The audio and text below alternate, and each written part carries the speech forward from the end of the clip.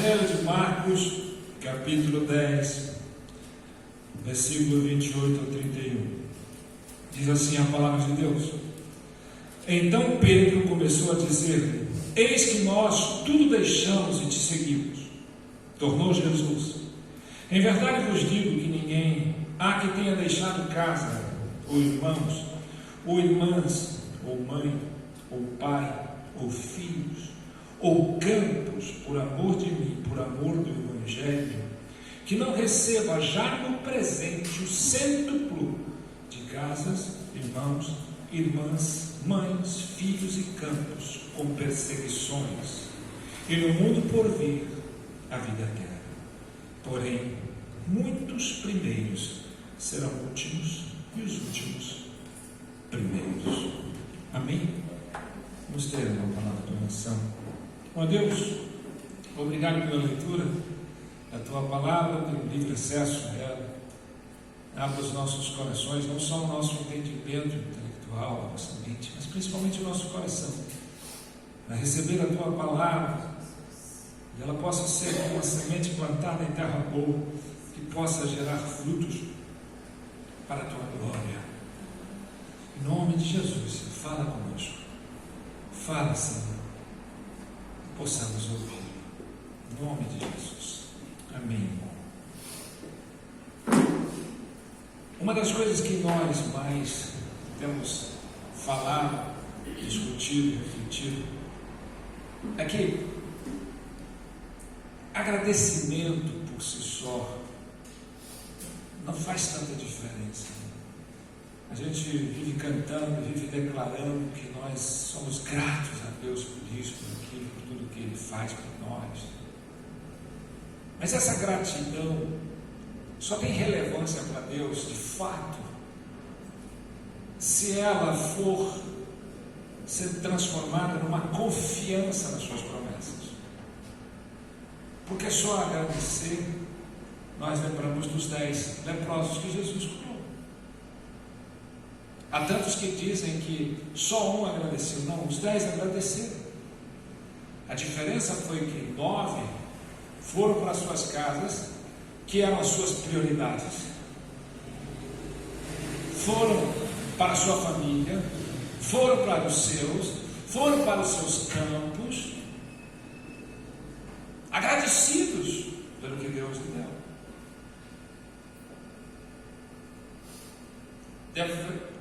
É claro que eles disseram para os seus: olha, foi o Messias, foi um homem chamado Jesus, foi o Mestre que orou por nós e nós estamos totalmente curados.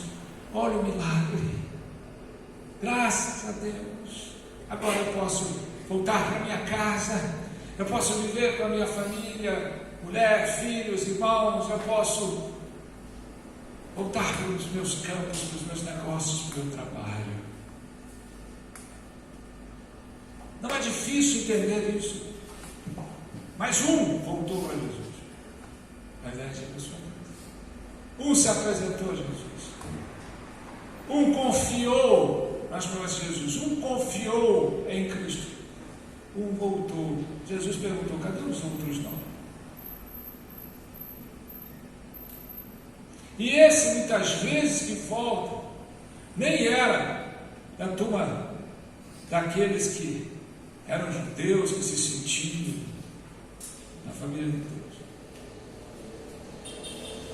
Esse ofereceu ação de graça.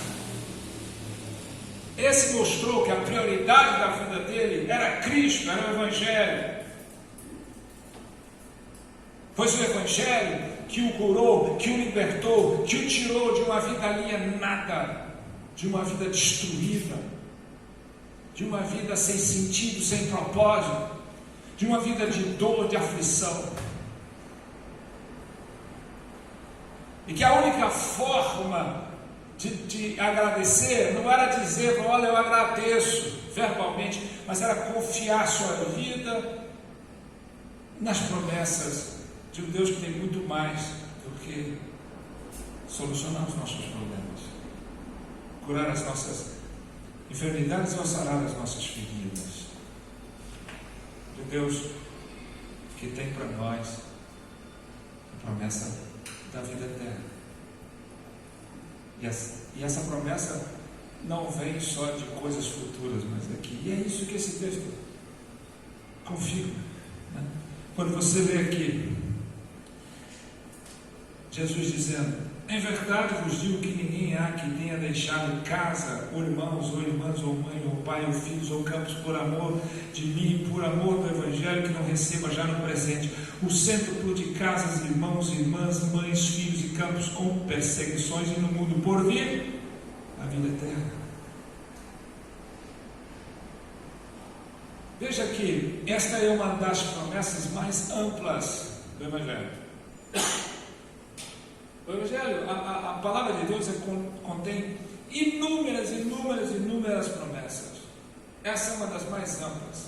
Ele fala de casa, ele fala de pais, filhos, irmãos, irmãs, ele fala de campos, tudo representando o lugar que você vive, as pessoas que você ama mais perto de você, o seu trabalho, sua profissão, o seu campo, o lugar que você se sustenta. Então é uma promessa bem ampla. Ela engloba as áreas mais importantes da nossa vida, né? O lugar, a identidade, as pessoas e as propriedades. Ela também é a promessa mais encorajadora da vida presente. Não tem promessa, talvez, que encoraje mais a nossa vida presente do que essa. Porque, de fato, o que Jesus está dizendo, aqueles que sacrificam a sua vida,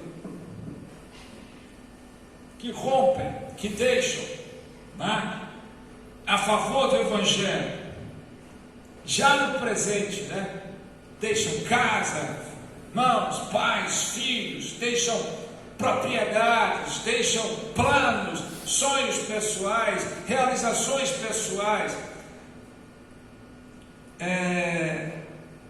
que não recebam já no presente, né, o cêntuplo, 100 vezes mais do que isso.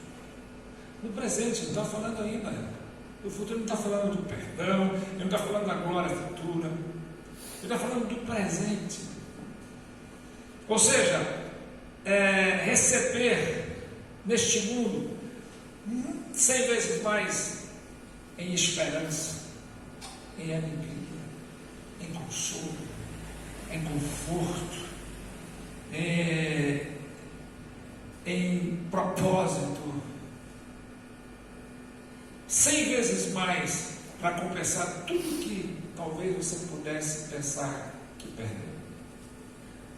Porque essa é uma das questões complicadas, que as pessoas acham que ao vir a Cristo, que ao aceitar o Evangelho, ao viver o Evangelho, ele perde muitas coisas.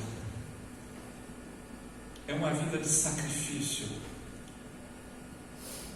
Não, Jesus já prometeu, aquele que abandonar, aquele que sacrificar os seus planos terrenos, sua casa, irmãos, pais, a promessa dele é: você vai dar 100 vezes mais isso, em esperança, em alegria, em conforto, em casas, irmãos e irmãs, e não é? Porque aquele que entende isso, entende o valor, né, daquilo que Jesus dá, e é 100 vezes mais. E aquele que faz sabe que Jesus não só prometeu, como ele realiza isso. Aqueles 9 voltaram lá para suas casas, para sua família, para as prioridades dele. Mas eu tenho certeza que aquele que voltou, único, que ao invés de ir para lá, voltou para Jesus, para seguir Jesus, ele recebeu a promessa de 100 vezes mais do que aquele que os outros botaram para buscar. Ela é uma promessa também tão encorajadora, porque se não bastasse aqui você desfrutar 100 vezes mais. Você ainda tem a promessa do mundo por vir, a vida eterna, que é a maior de todas as promessas, né? Onde as lutas e as tristezas que você ainda tem no seu corpo, na sua vida, na sua realidade física, serão trocadas, né? Serão trocadas por um descanso perfeito e uma coroa de vitória. Não existe promessa melhor do que essa, onde a temporalidade ele já dá muito, mas na eternidade ele dá além do que você pode viver aqui. Todo o sofrimento que você possa ter aqui, todas as suas dores que você possa sentir aqui, elas são mínimas comparadas com o descanso perfeito eterno e a coroa vitoriosa que está preparada para aqueles que vivem a promessa de Deus, para aqueles que sacrificaram o temporário pelo eterno, aquilo que o mundo dá, por aquilo que Deus dá. A pergunta que eu não quero calar é: quem tem ousadia, intrepidez, que mais beira a estupidez de dizer, em face de tão grande promessa, que não há encorajamento para servirmos a Cristo, que não há estímulo para servirmos a Cristo e abandonar tudo por amor a Ele e ao Evangelho, priorizar Cristo em sua vida.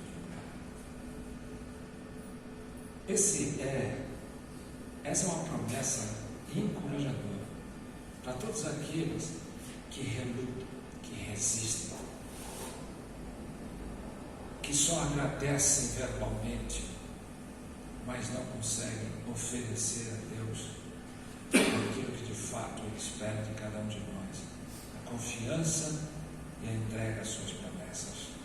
Porque o verdadeiro cristão é aquele que vive sobre as promessas de Deus, e não aquele que vive prometendo a Deus, não aquele que vive dizendo alguma coisa. Deus não precisa das nossas promessas. Deus espera que nós confiemos nas promessas dele, porque Ele não é homem para mentir e Ele é poderoso para cumprir. Então não há nada mais encorajador do que essa promessa, né? Que promessa mais ampla e mais encorajadora, né? Em verdade vos digo que ninguém há que tenha deixado casa, ou irmãos, ou irmãs, ou mãe, ou pai, ou filhos, ou campos, por amor de mim, por amor do Evangelho, que não receba lá no presente o centro de casas, irmãos, filhos e campos, com perseguições e no mundo por vir a vida eterna. O mundo não pode te dar essa promessa, o mundo não pode te dar isso, mas Deus sim, e o Evangelho sim. E às vezes a gente fica aí vivendo e resistindo a tudo isso. Até quando você vai resistir? Até quando você vai fazer parte dos 9 que recebem de Deus o milagre, que recebem de Deus a porção da graça, que recebem de Deus o derramar do seu poder, livrando de uma vida miserável, alienada, destruída, e você vai priorizar aquilo que não dá e não aquilo que Deus quer. Quantos são aqueles que recebem de Deus e a única prioridade que ele tem é viver suas casas, as pessoas que lhe importam e suas propriedades, e não a prioridade de Deus? Quantos reclamam da vida, quantos se encovardam, quantos acham, pastor, mas será? Não sou eu que estou dizendo, é Jesus que está dizendo.